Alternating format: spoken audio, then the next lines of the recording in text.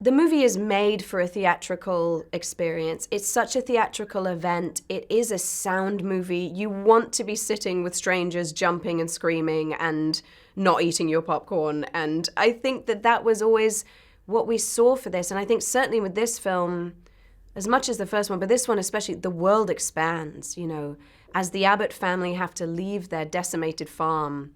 And she's there with a newborn baby and these other two kids. She's desperately trying to keep them alive. The world expands, and so the set pieces are bigger, and it's so thrilling. I'm so excited for people to see it.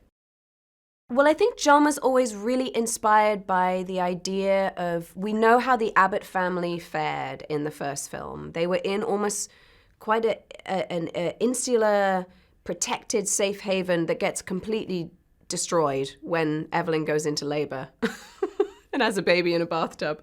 So I think, and then now she's in this place where they figured out how to kill them. So that's a big, hopeful thing. But she's got a brand new baby who doesn't understand the rules of the game. So you have a newborn baby who's a horror tool in itself. And she has these two beautiful children. How does she keep them alive? Where does she go? What does she do? Who will help her? And the idea of, we saw how the Abbott family did in the first movie, but John was like, how did everyone else fare? How was everyone else affected by this world? How are they living? And he was so interested in that. So I think that was why the world has to expand. It's a sequel, so it's got to get a bit bigger. And yet I do feel it's still got the emotionality of the first one. We made the first one without the intention of wanting to do a sequel. So John always liked it being open-ended. And then when the movie came out and it had this sort of meteoric life that was really unexpected and thrilling, obviously, for us, I think we didn't anticipate such an investment in the family or in the world and a desire to see what other mileage you could get out of that world, And I think John had like 30 pitches that came at him. They brought in writers because he was kind of reluctant to write it and do it. And then all of a sudden, I remember a couple of months later, we were in Hawaii. I was shooting a movie in Hawaii. And he suddenly just goes, I have an idea. And that was it. And he pitched me the opening. And I was like, we gotta make this movie. It was just so good. It was undeniable.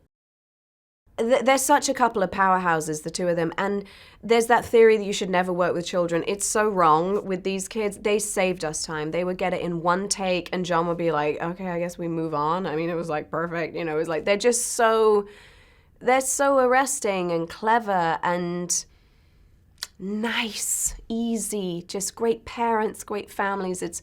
They are like our fake children. So I'm so devoted to them and I love them. And I think it's important for people to see, especially Millicent's character, this really becomes her film. There's a real handoff that takes place. This is her movie.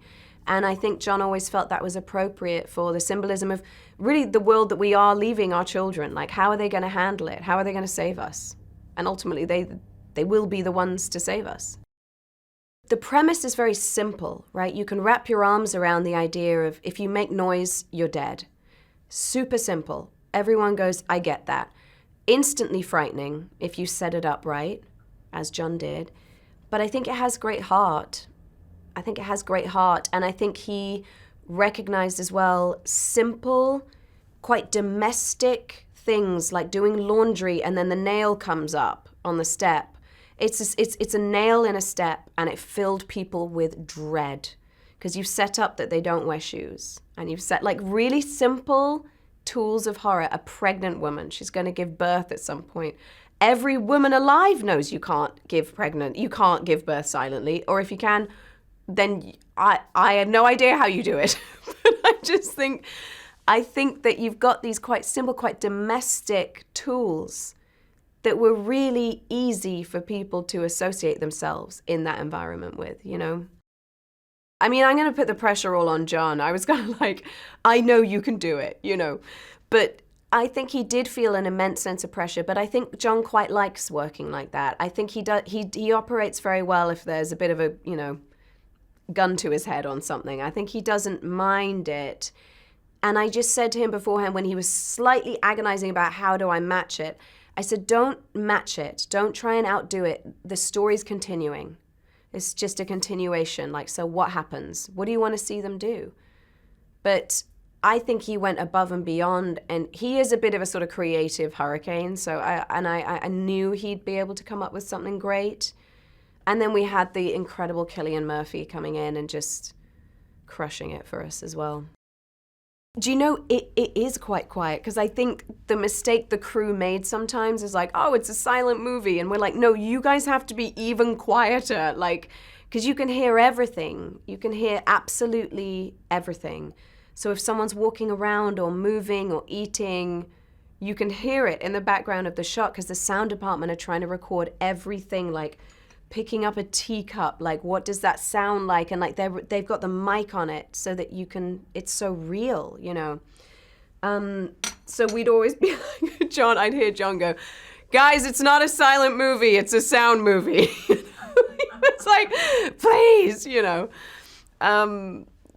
So yeah, but then we would try and have some levity between takes. Like, it's such an intense movie, so Cillian and I would have a laugh between takes, and we'd just try and release the tension, you know, because it's intense. It's an intense movie.